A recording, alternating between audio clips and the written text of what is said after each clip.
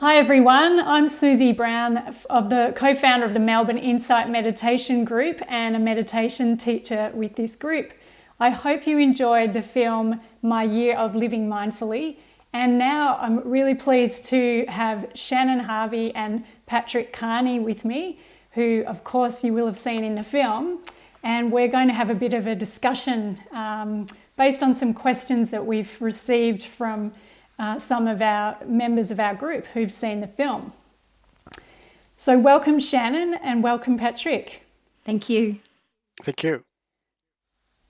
So I'll just quickly introduce to you, for those who aren't familiar with the Melbourne Insight Meditation group, we organise and host sitting groups and workshops and retreats, many throughout the year, including the annual winter retreat with Patrick, which Shannon went on in the film. So you will have seen one of our retreats up at the beautiful Killara Retreat Centre in the Strathbogie Ranges. At the moment, of course, all of our retreats and sitting groups and workshops are being offered online because we're all in lockdown, but you're very welcome to join us from wherever you are. And we were really delighted to be able to support Shannon to go on her first ever retreat to get a deeper experience of meditation and the Dharma. Now I'd like to introduce our two guests, a quick background to them. So Shannon, you're obviously very familiar with from the film, but you may not know she's also a director of The Connection, Mind Your Body, which is another fantastic film. And she's also the author of a book called The Whole Health Life, about finding good health after being diagnosed with an autoimmune disease. And she's, of course, a full-time journalist and filmmaker and a mother of two adventurous boys. So Patrick Carney is an independent Dharma teacher in the lineage of Mahasi Sayadaw. He's trained extensively with the Mahasi approach, and insight meditation. He's also trained in Zen Buddhism in the Diamond Sangha lineage. And he is particularly interested in the original teachings of the Buddha. So Buddhism before, as it was before Theravada or Mahayana, it was ever thought of. And he's a scholar of Pali, the language of the earliest surviving Buddhist texts. So Shannon and Patrick, let's get into a bit of a discussion about some of the questions and themes that have come out in the film. So this is a question that's come in from one of our members for both of you. So despite the science being inconclusive in the documentary by the end, Shannon, your statement that you just felt better speaks to the bedrock of mindfulness being an individual, a subjective experience. But there's obviously evidence-based scientific research a lot about mindfulness, and it's been crucial in bringing it to the wider world and to the health and psychology world. But do you think that trying to quantify the benefits of meditation is going to miss the mark of what meditation's all about? Shannon, what do you think? Yeah, so my perspective is that I'm a health journalist and I really highly value evidence. And the reason I value evidence is because it has led to wonderful things like vaccines and cures for incurable diseases. So that's the perspective that I come from. I also, when I first got sick, I was only 24 then, and I spent a lot of money, wasted money, on pseudoscientific fake cures. And I found out the hard way that I was not going to get better by spending money on these fake cures. I really was taken for a ride. So I really made a commitment to value expert opinion and evidence-based scientific approaches to well-being, and that changed my life, and it led to a kind of a path to follow, like a lifestyle medicine path that was grounded in science that actually really transformed my health. So that's my perspective, and that's where I started with the film. So that's why I threw every single scientific measure that I could think of to this experiment at the start. And as you've just seen in the film, what happened as I progressed is that I learned just how far the science has to go with this, that we still know nothing, basically, about the human mind scientifically. And I had to become more and more comfortable with the shades of grey in all of this. In fact, I'm here in my home office and I've got a little post-it note up here that says, it's grey and the grey is okay. Like it's this kind of way for me to kind of process this. And as you saw in the film, what became really, really evident is that my subjective experience is something that I came to value significantly more. So, Patrick, what's your take on this? Do you think trying to analyse and bring into the world of science meditation, is that missing the mark of what it's all about? It cannot capture meditation. And I was just reflecting as Shannon was speaking that when I started meditation back in the 70s, I had no interest in science. I knew there was some scientific research on meditation concerning TM, and apparently a lot of that turned out to be quite dodgy. But what I was looking for was something I could trust. And from my perspective, that meant I was going to go to a tradition. I was going to go to someone who's been doing it for centuries, if not millennia. So then that's why I gravitated towards Buddhist practice. But these days, most people, and this comes out in the beginning of the film, most people today, if they're looking for something, what can I trust? They'll look at science. So it's a question of what we trust. What will give us enough confidence to give it a go. And with meditation doesn't work for everyone. People either connect with it or they don't connect with it. If they connect with it, it can transform their lives. But you have to have enough trust to try it and see. And I think that's what the science does. It creates the trust. Yeah, so in the film, Shannon, you do focus largely on the mindfulness as it's taught in the world of health or psychology, and you do an MBSR course as well. So it's much more, most of the film is really in that health context. Though then you go on the 10-day silent retreat in the Buddhist context. So I'm interested, firstly, I'll come back to you, Shannon, to ask why you focus the film in that way. But Patrick, could you outline for us the main differences you see between the mindfulness in that health and psychology context as compared to Buddhism, the Buddhist context? The modern mindfulness movement comes out of MBSR, and it comes out of a particular really an attempt to market meditation to the appropriate audience.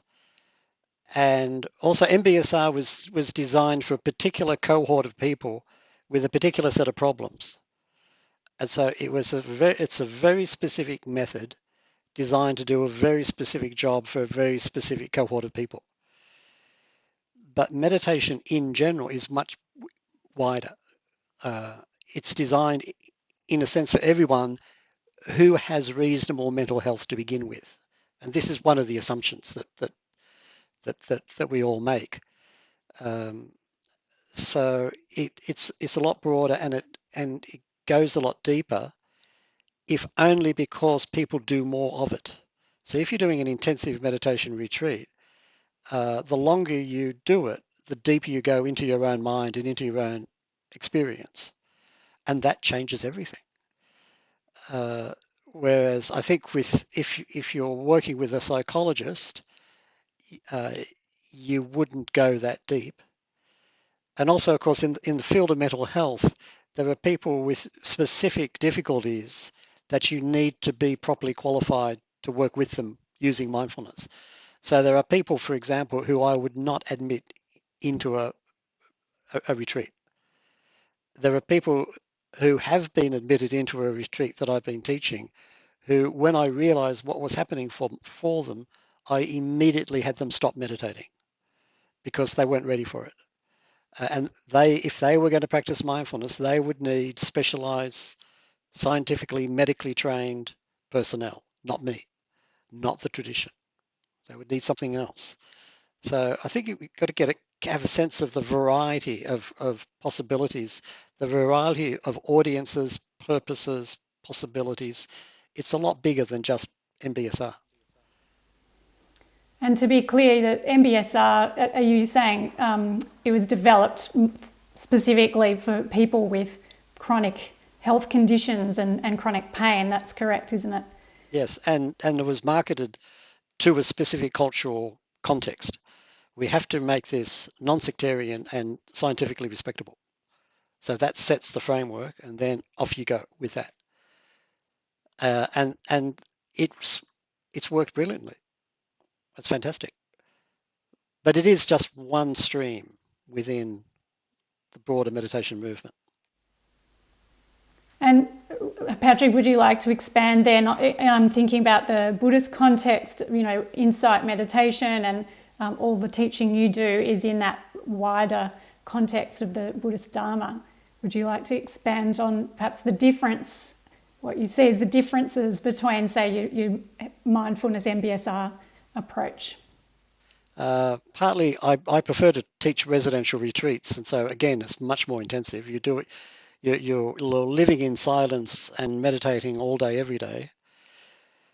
Plus, the method comes out of a very specific lineage that comes out of modern Burma and has designed a particular approach to meditation with its own particular purpose. In other words, like MBSR, it's a particular understanding of meditation practice aimed at a particular audience for a particular purpose. And that's what you find throughout the tradition. The traditions are multifaceted. It's not one thing. Every tradition is different, and within every tradition you find different streams. And particular people gravitate to particular streams within particular traditions because that's what captures them, that's what suits them, that's what works for them. So it's never a case of one size fits all. So, but essentially my approach is much more traditional. It's not specifically religious with a capital R. It's more an exploration of the human condition, but using the Buddha as the guide. So one thing about the contemporary secular mindfulness movement is, in a sense, they're reinventing the wheel. They're trying to create it from the ground up according to scientific principles. Whereas for me, the wheel's already been invented. I just got to learn how to ride it. So because I don't have to worry about the science, it makes it, in a sense, a lot easier. Okay, thank you. So Shannon, reflecting on all of that, what I wanted to ask you is, watching in the film, you went through daily practice and then you did an MBSR course and finally you do this 10-day retreat with Patrick. And it seems to be that was a really transformative experience for you and quite a turning point. And so do you put this transformation down to this intensive retreat experience as Patrick was describing and the long hours of meditation? Or was it something else or something more that you discovered during those 10 days? In a word, yes. Yes and yes. So, you're right. I started progressively. So I just started with a nap, doing 20 minutes a day, and then progressed to MBSR. And MBSR was great because it got me practicing for 45 minutes a day. And something happens when you start practicing for 45 minutes a day, which is that you have to go past a pain point. And for me, that was actually quite often a physical pain point. But also there's a sort of an unpleasantness that kicks in after you've been meditating for a while. You become super aware of your uncomfortable thoughts and feelings, or you become more aware of your physical discomfort or boredom or whatever it is. And so part of the training for me with MBSR was, and I think this was kind of reflected in the film, was this kind of leaning into unpleasant experiences and kind of learning to be brave and to sort of sit with that, which I think I've never really learned to do before.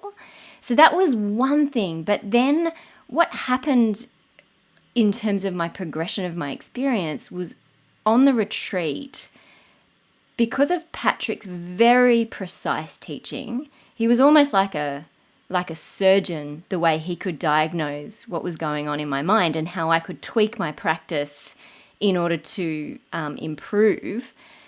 And what happened was this kind of this profound insight about the true nature of how my mind works. And now this is tricky to talk about without sounding like a total fruitcake to people who haven't had a retreat experience. But what happened, because I had Patrick's very experienced, wise guidance, was this kind of deep sense of knowing and inner calm. And I really think that the insight that I experienced on retreat actually is one of the major reasons why my subjective well-being improved so significantly. And it's something that I carry with me constantly. Now, even as the retreat is becoming somewhat of a distant memory. But I also think that I wouldn't have wanted to be guided through that insight by anybody other than Patrick, because I think that if I had a really disturbed mind, then some of those insights could be quite upsetting to experience. Okay, so I don't know if you've got something to add to that, Patrick. I mean, you've seen hundreds, if not thousands and thousands of students go through something similar. What you said about getting through the barrier of pain is, I think, really important. From the Buddhist perspective, all of us have a deep sense of unease, dis-ease. And when we meditate, particularly with mindfulness meditation, we expose ourselves to that. It comes up. And that's where you really get the chance to make progress. But equally, that's where you could freak out. And for some people, that's where severe psychological damage could result. So you really, the teacher does need to know what they're doing, because when you meditate, particularly when you meditate intensively, you are messing with the mind, and it is real, and there are no safety guarantees. So you've got to be ready for it, and you really need someone who knows what they're doing, and you really need a good communication between teacher and student, so the teacher understands what's happening with the student. And that's why you have the one-on-one interviews, because that's where you really find out what's going on. Because there is no guaranteed good result. It's not a panacea. So having said that, though, Shannon did have quite a transformation through the retreat and coming out the other side. And as you've said, it's continued on for you. So that begs the question of why the film, when you finally edited together the film, has such an emphasis on the secular mindfulness world and not the Buddhist underpinnings of mindfulness. Shannon, could you elaborate on how that came to be or why that is? Yeah, well, again, it's my perspective as a health journalist, and my true, my true motivation for this film is to start, hopefully, really to spark meaningful conversations about mental health and the need for us to actually start doing things about people's mental health, really meaningful things for people's mental health. And so I think that, as Patrick said earlier in the conversation, I think that science really is the entry point to have these really important discussions. I do, it's really limiting in a 96-minute film. And I still now look at the film and think that it falls woefully short in depicting my year of living mindfully. Time is very, very limiting. And I've dedicated an entire chapter in the book that is going to be released in September, which accompanies the film, to really explore the Buddhist underpinnings, which Patrick doesn't even know this yet, but I'm about to send him the chapter in the book for his approval, in hope that I haven't mangled everything that he taught me about it all. But and I hope that we can keep having these important discussions. I think this is really the beginning of my journalism on this subject. So I guess stay tuned. Great. Well, yeah, there's an absolute endless amount of material for you in the exploring the Buddhist underpinnings, so it should keep you busy. Now, Patrick, I wanted to ask you about different types, different techniques of meditation, and this came up in the film, that different techniques of meditation are more effective than others, and there was an example in the film of relaxation practices being less effective than straight mindful awareness practices, according to one research study.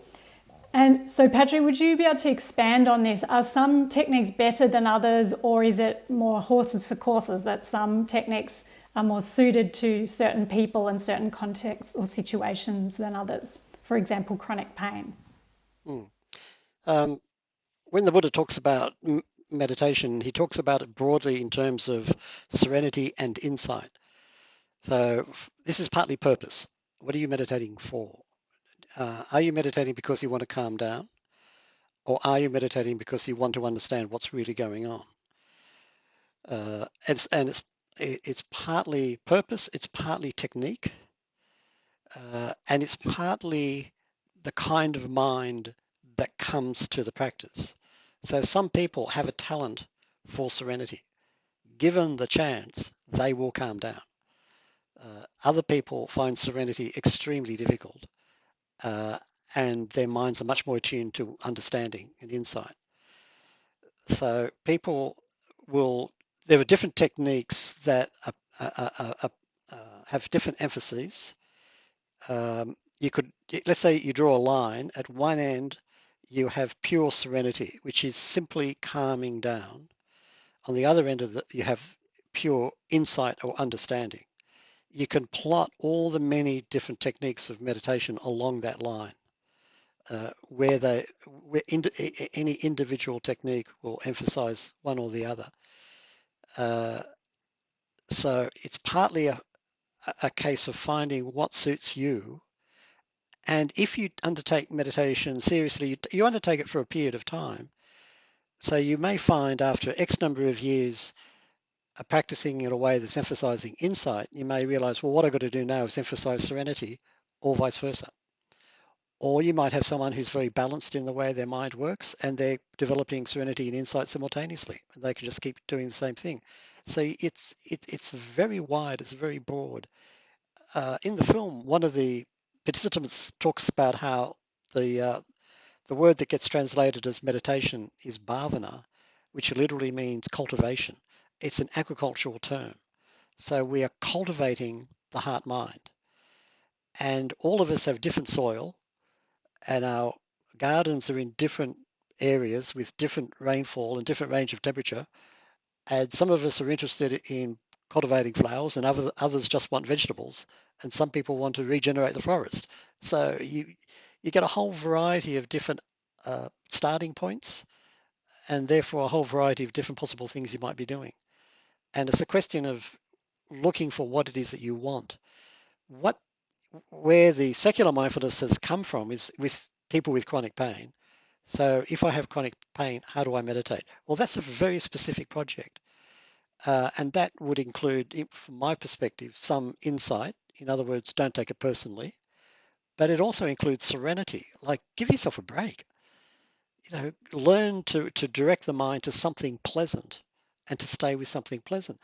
And some people really resist that. They really feel guilty about it. Oh, I mustn't enjoy myself. But if you're doing serenity, it's all about enjoying yourself. So it's just varies from person to person and time to time. Thank you. And Shannon, it was quite impressive in the film how you work so committed and disciplined to your practice. And for a beginner, it seemed, well, as far as we could tell, at least in the film, you seem to be every day sitting down and doing your meditation. What one thing do you think most supported you in forming that practice? Well, to begin with, it was the fact that I had an army of scientists who were tracking my every move, which is actually a really interesting concept in behavioural science, which is known as an Odysseus contract or a commitment contract, where the version of you that really wants to set a health goal doesn't actually trust the future version of you to go through with that health goal. And I guarantee you that if I had have at the beginning of the project said, I'm going to meditate every day for a year and not actually put in place some serious commitment contracts with myself and some serious strategy and planning, I definitely would have failed because, at 11:30 at night after a really long day, whether it's been working or the kids have been brats or whatever, I guarantee you the last thing I sometimes feel like doing is sitting with my unpleasant thoughts and feelings. But I did have this kind of commitment contract that meant that I kept going. And what's happened now that I don't have the army of scientists is that the motivational force has actually become more intrinsic rather than extrinsic. It's something that's coming from within me. It's something that I have experienced for myself what my mind feels like when I am training every day. And I do think of this as training. It's as simple as, it's so similar to making sure that I do my 30-minute workout every day. It's actually, for me, it's so clear that the benefits are there that now I actually have, I'm coming up to 1,000 days of meditating in a row. Yeah. Wow, awesome. Well done. Gosh, if only I'd started counting at the beginning. I never thought of that. You can probably backtrack it. I'll have to get the calendar out. So a question for both of you that's come from one of our group who watched the film. They were really interested in the Eritrean man in the film who mentioned that that meditation, he didn't see it as a luxury, as you asked him. He saw it as medicine. And this is really interesting. So in reflecting on this, and the Buddha often used the medical metaphor as himself as a physician prescribing a treatment plan for the problem of suffering. Do you think that modern Western society in particular would do well to approach mindfulness meditation as medicine for individual and society rather than as a selfish, self-interested endeavour as it generally is promoted, and also rather than that sort of hippie, those who are into kombucha and crystals, as Dan Harris said? Interested in both of your thoughts on that. Patrick, would you like to start?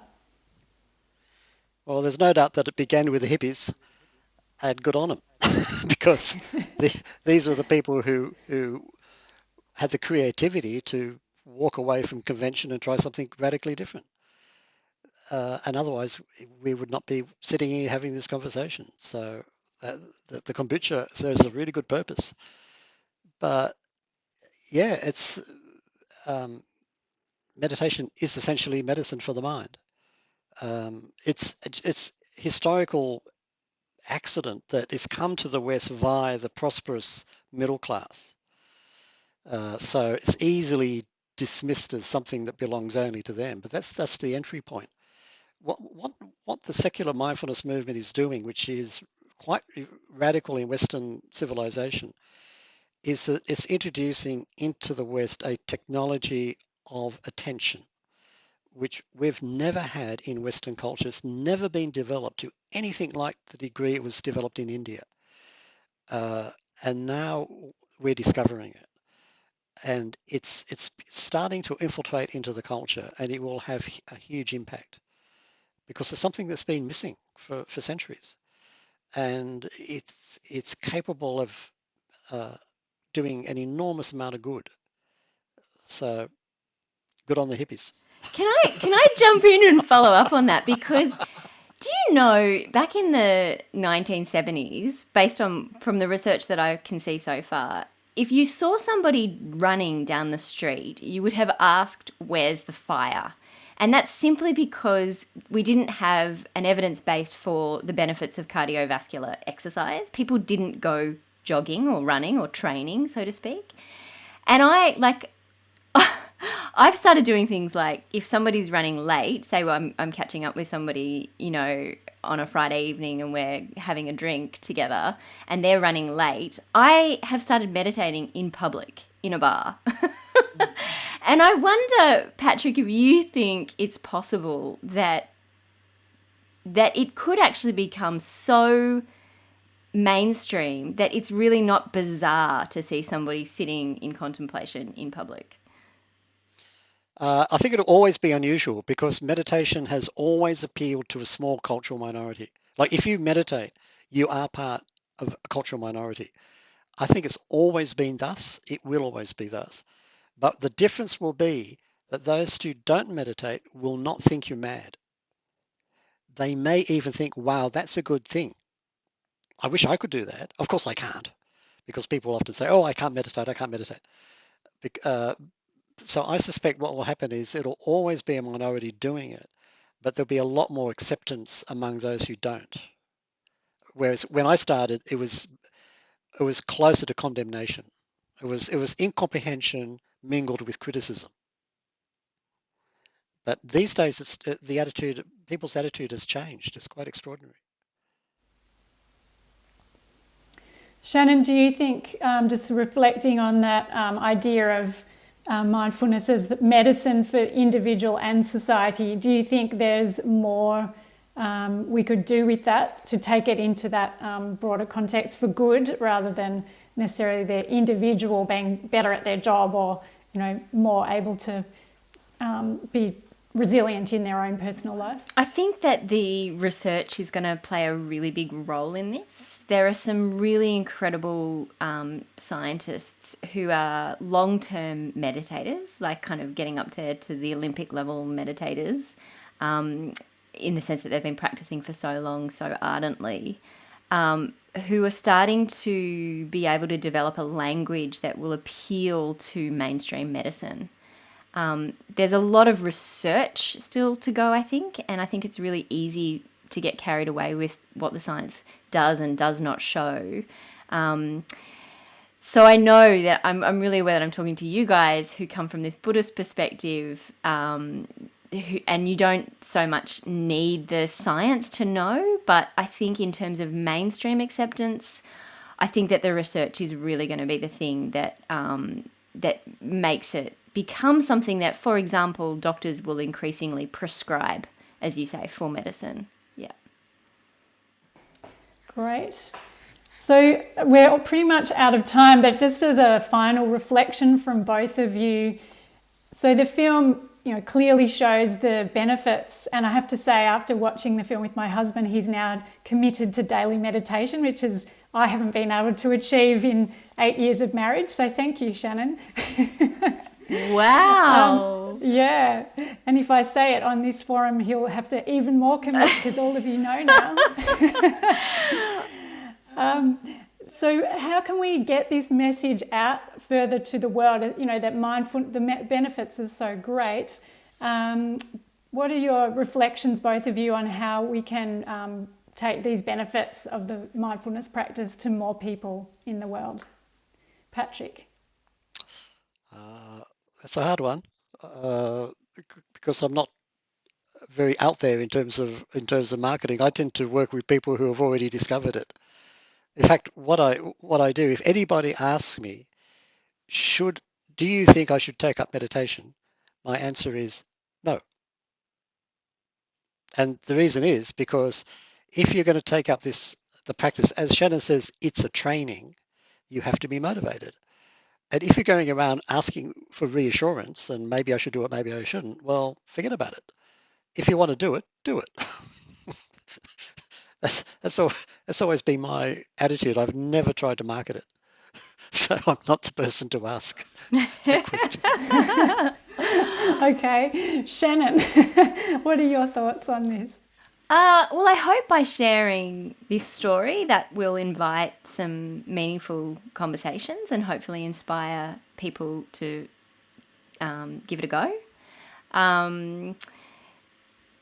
But it's a good question, actually, and I wonder what your perspective is on it, because, you know, you're doing such great work there. It would be real. I'd actually think that you might be a better qualified person to respond to your own question. Sure. Well, certainly Melbourne Insight has grown enormously. So we started 10 years ago, and from 8 people sitting in a room in Melbourne, and we've had thousands of people come through sitting groups, workshops, retreats, literally thousands over 10 years. So yes, we've certainly seen enormous growth over the last decade of people's interest and commitment. And it's a beautiful thing. It's all age groups as well. It's younger people, older people, everyone, teenagers as well. So it's certainly getting out there. And Patrick, interesting you mentioned about you're not the marketing type. There certainly are many insight teachers who are the marketing type, certainly in the US.